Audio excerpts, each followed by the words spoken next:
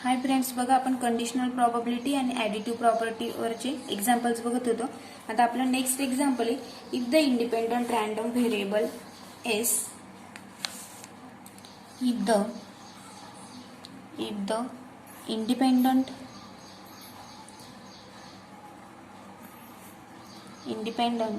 random variable s x and y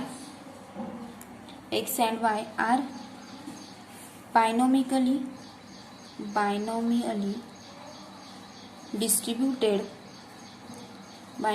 distribution with n ची value दिली बघा. With n is equal to दिला आपल्याला 4 दिला आहे आणि p इक्वल टू दिला आपल्याला 1/4 and n equal to next दिलेला आहे n इज इक्वल टू 6 दिला आहे and p is equal to दिला आपल्याला 1/4 रिस्पेक्टिवली.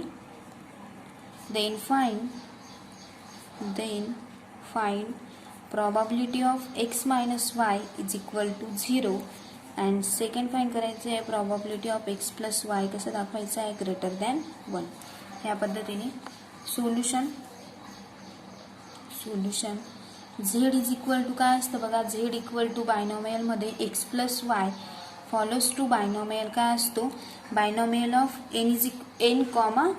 n कॉमा p असतो बघा. बायनॉमियलचं पॅरामीटर्स काय आहेत n कॉमा p म्हणजे n च्या दोघं व्हॅल्यू 4 प्लस 6 किती होऊन जातील 10 कॉमा 1/4 कॉमन आहे म्हणजेच 1/4.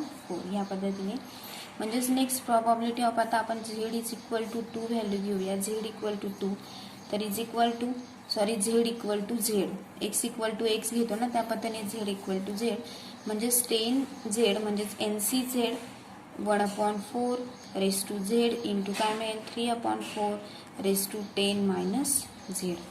आणि नेक्स्ट झेडची व्हॅल्यू जर आपण आता probability of z equal to z घेतलं तर आपल्याला हे मिळालं. Next probability of z equal to 0 घेऊया म्हणजेच काय मिळेल मग 10 इंटू 1/4 रेस टू पण आपल्याला 0च मिळेल इंटू 3/4 रेस टू पण काय मिळेल 3/4 raise to 10 -0 is equal to 10 म्हणजेच इज इक्वल टू काय शिल्लक राहील हा पण 0 होऊन जाईल. हा पण 1/4 रेस टू 0 इक्वल टू 1 आणि 3/4 raise to 10 is equal to किती मिळेल मग आपल्याला 3/4 रेस टू 10 ची व्हॅल्यू आपण जर बघितली तर किती मिळेल 0.0563 ही व्हॅल्यू मिळेल. नेक्स्ट आता आपण जर probability of z equal to 1 घेतलं बघा. झेड इक्वल टू 1 तर काय मिळेल मग 10C1 1/4 रेस टू 1 मिळेल आणि 3/4 रेस टू काय मिळेल 3/4 रेस टू पण 10 - 1 इज इक्वल टू काय मिळेल 9 म्हणजेच is equal to 10 into 1 10 into 1/4 raise to 1 1/4 into 3/4 raise to 9. बघा हे जर आपण कॅल्सीमध्ये पुट केलं तर काय मिळेल आपल्याला सोल्युशन 0.1877 या पद्धतीने. अँड थर्ड फाइंड करायचं आपल्याला प्रॉबॅबिलिटी ऑफ झेड कसा दाखवायचा आहे ग्रेटर दॅन 1 म्हणजेच इज इक्वल टू काय मिळेल formula 1 minus probability of z कसं आहे लेस दॅन इक्वल टू 1 म्हणजेच is equal to 1 minus probability of z less than equal to 1 म्हणजे झेड मध्ये काय व्हॅल्यू येतील z is equal to 0 plus probability of z equal to काय मिळेल आपल्याला 1 ब्रॅकेट कम्प्लीट म्हणजेच is equal to 1 equal to काय मिळेल याची value z is equal to 0 ची 0.0563 ही आपण आधी काढली होती बघा plus probability of z equal to 1 काय मिळेल 0.1877 ही पण आपण फाइंड केली. त्यांची दोघांची काय करायची फक्त आपल्याला ॲडिशन करायची आहे म्हणजेच इज इक्वल टू किती मिळेल मग इज इक्वल टू 0.756 या पद्धतीने. बघा आपल्याला 3 विचारलेले होते. Probability of z is equal to 0 z equal to 1 and z greater than 1 या पद्धतीने आपण हे फाइंड केलं. आता नेक्स्ट एक्झाम्पल बघूया. नेक्स्ट एक्झाम्पल आहे बघा. Compute the mode of binomial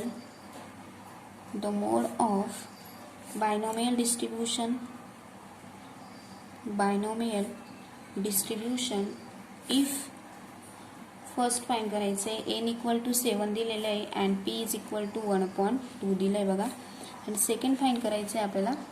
second n is equal to 6 दिलं आहे and probability of p is equal to किती दिलं आहे 1/2 म्हणजे सोल्युशन बघूया. सोल्युशन बघा फर्स्टचं n+1 इंटू काय घेतलं आपण p, म्हणजेच इज इक्वल टू एनची व्हॅल्यू किती मग 7+1 म्हणजेच is equal to 7+1 into p म्हणजेच किती आहे 1/p म्हणजेच 1/2 आहे, म्हणजेच is equal to 8 into 1/2 8 into 1/2 म्हणजेच इज इक्वल टू किती मिळेल, इज इक्वल टू किती येईल मग त्याचं सोल्युशन 4 मिळेल बघा.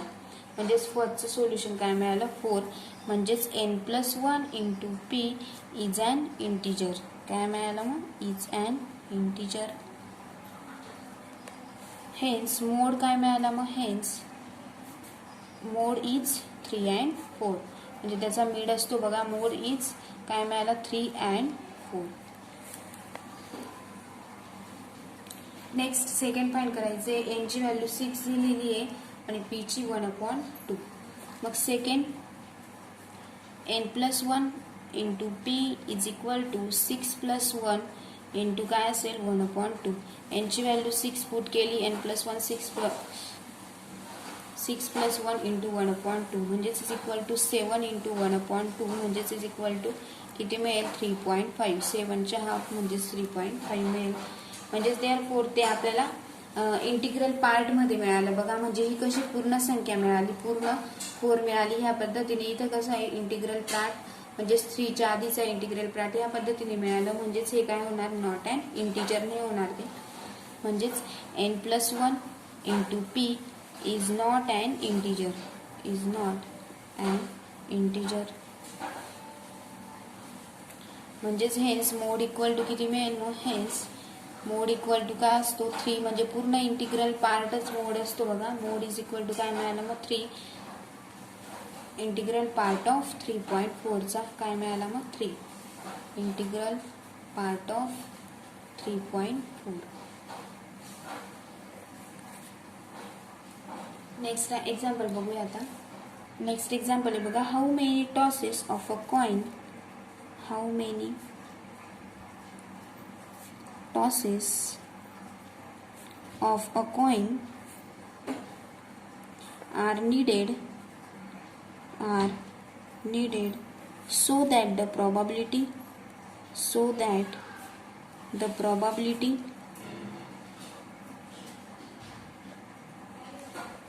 of setting at least one head, at least काय दिलंय बघा 1 हेड इज 87.5%. आपल्याला त्याची व्हॅल्यू दिलेली आहे. मग सोल्युशन बघूया. आपल्याला काय फाइंड करायचं. How many tosses of coin are needed so that the probability of setting at least 1 head is 87.5%.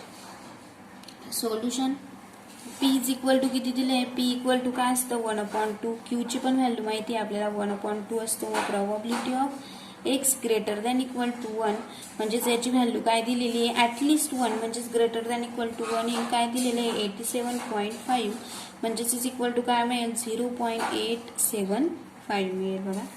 म्हणजेच next probability of x equal to x is equal to काय फॉर्म्युला आहे NCx p raise to x म्हणजेच 1/2 raise to x and q raise to x म्हणजे 1/2 raise to q raise to n minus x म्हणजेच 1/2 raise to n minus x. म्हणजेच next probability of x कसा दिला आहे greater than equal to 1 म्हणजेच is equal to काय मिळेल मग 1 मायनस p इंटू x कसा मिळेल x इज इक्वल टू 0 म्हणजेच इज इक्वल टू नेक्स्ट बघा.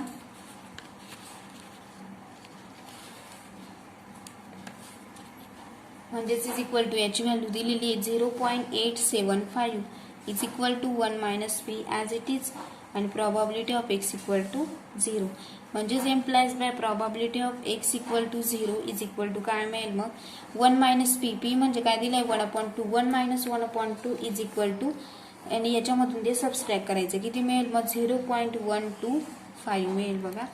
म्हणजेच इज इक्वल टू जर आपण झेडची व्हॅल्यू 0 घेतली म्हणजेच एन सी 0 1/2 रेस टू पण काय मिळेल 0 1/2 रेस टू n म्हणजेच इज इक्वल टू काय मिळेल बघा. याची व्हॅल्यू काय मिळाली 0.125 0 असताना 125 म्हणजेच एम्प्लाइज बाय याची तर 1च होऊन जाईल 1/2 raise to 0 is equal to 1 raise to 0 काय व्हॅल्यू असते 1च असते. म्हणजेच implies by 1/2 raise to n काय मिळेल मग इज इक्वल टू 0.125, कारण रेस टू एनची व्हॅल्यू काय मिळाली 0.125, म्हणजेच 2 रेस टू एन काय मिळेल मग 2 raise to N is equal to 1/0.125, म्हणजेच 2 रेस टू एन यांची व्हॅल्यू जर 3 घेतली 2 raise to N is equal to किती मिळेल मग आपल्याला 8, म्हणजेच implies by 2 raise to N is equal to काय मिळेल मग 2 रेस टू 3 मिळेल बघा, कारण 2 क्यूब इज इक्वल टू 8, म्हणजेच एनची व्हॅल्यू काय मिळाली मग आपल्याला 3 मिळाली बघा. आणि आपल्याला तेच फाईंड करायचं होतं, एन इज इक्वल टू किती हे फाईंड करायचं होतं, मग एनची व्हॅल्यू मिळाली आपल्याला 3. आता नेक्स्ट एक्झाम्पल आहे बघा या टॉपिकवरचं. 8 unbiased coin, 8 unbiased coin are tossed simultaneously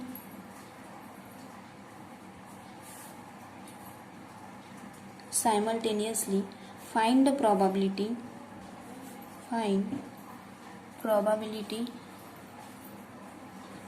of getting at least 5 heads. Solution n equal to काय दिलंय बघा 8 अनबायस्ड कॉइन, म्हणजेच n ची व्हॅल्यू काय घेतोय आपण 8. Next p is equal to काय असतं 1/2 असतो बघा, म्हणजेच next probability of x equal to x, NCX म्हणजेच 8x, p raise to p म्हणजेच 1/2 raise to x and q raise to n minus x, q म्हणजे पण काय येईल मग 1/2 n मायनस x म्हणजेच 8 मायनस x. नेक्स्ट आपल्याला प्रोबॅबिलिटी काय दिले, find the probability getting at least 5 heads. At least 5 heads म्हणजे 5 हेड्स पेक्षा जास्तचे चालतील, पण ॲटलिस्ट 5 तरी हवेच. मग 5 पेक्षा जास्त चालतील म्हणजेच काय येतील मग प्रोबॅबिलिटी ऑफ x कसा मिळेल आपल्याला ग्रेटर दॅन इक्वल टू 5, म्हणजेच is equal to greater than म्हणजे 5 पेक्षा जास्त आणि पूर्ण किती दिलेले आहेत 8, म्हणजे 5 पासून तर 8 पर्यंत मिळतील. म्हणजेच probability of x equal to 5 plus probability of x equal to 6 plus probability of x is equal to 7 plus probability of x equal to काय मिळेल 8. ह्या पद्धतीने म्हणजेच इज इक्वल टू बघा probability of x equal to 5, x ची value इथं 5 टाकायची. ह्या पद्धतीने जर सोडवलं x ची व्हॅल्यू 1/2 रेस टू 5 करायचं, 1/2 रेस टू 8 मायनस 5 करायचं. ह्या पद्धतीने आपण x ची जर व्हॅल्यू 5 टाकली तर काय सॉल्व्ह होईल मग काय सोल्युशन येईल 0.2188 प्लस त्या पद्धतीने जर x ची व्हॅल्यू 6 टाकायची, 6 म्हणजेच 8 मधून 6 मायनस करायचं 2 मिळेल, 1/2 रेस टू 6 करायचा, 1/2 रेस टू 8 मधून 6 मायनस करायचं म्हणजे 1/2 रेस टू 2 फाइंड करायचा. या पद्धतीने जर केलं तर त्याचे सोल्युशन मिळणार 0.1094. नेक्स्ट त्या पद्धतीनेच x इज इक्वल टू 7चं पण करायचं, काय सोल्युशन मिळेल 0.0312 प्लस त्याच पद्धतीने x इज इक्वल टू 8चं पण फाइंड करायचं, काय सोल्युशन मिळेल 0.0039, म्हणजेच इज इक्वल टू यांची सर्वांची काय करायची आपल्याला आता ऍडिशन करायचे, म्हणजेच इज इक्वल टू सोल्युशन काय मिळेल मग 0.3633. ह्या पद्धतीने बघा हे सोल्युशन सोडवलं. अशा पद्धतीचे आपल्याला एक्झाम्पल्स महत्त्वाचे आहेत बघा या ॲडिटिव्ह प्रॉपर्टीसाठी आणि कंडिशनल डिस्ट्रीब्युशनसाठी. नेक्स्ट लेक्चरला आपण हायपर जॉमेट्रिक डिस्ट्रीब्युशन हा टॉपिक बघूया आणि त्याच्यावरचे एक्झाम्पल्स बघूया.